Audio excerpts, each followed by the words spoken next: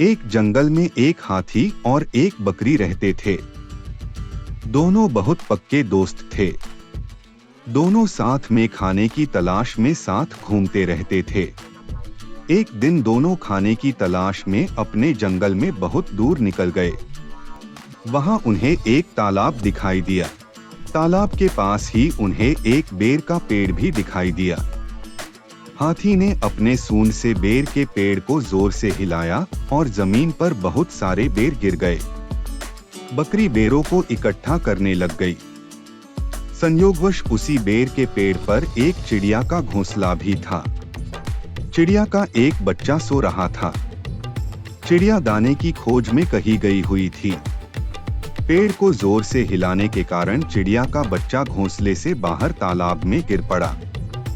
चिड़िया के बच्चे को डूबता हुआ देखकर उसे बचाने के लिए बकरी भी तालाब में कूद गई।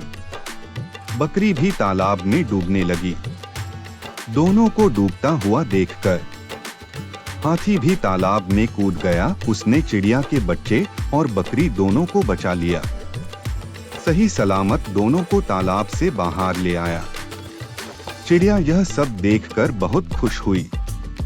चिड़िया ने हाथी और बकरी से इसी तालाब और बेर के पेड़ के पास रहने के लिए कहा। तब से तीनों साथ रहने लगे। कुछ ही दिनों में चिड़िया का बच्चा बड़ा हो गया।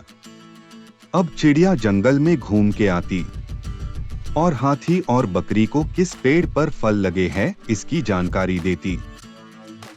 इस कहानी से हमें यह सीख मिलती है कि हमें किसी का बुरा नहीं करना चाहिए।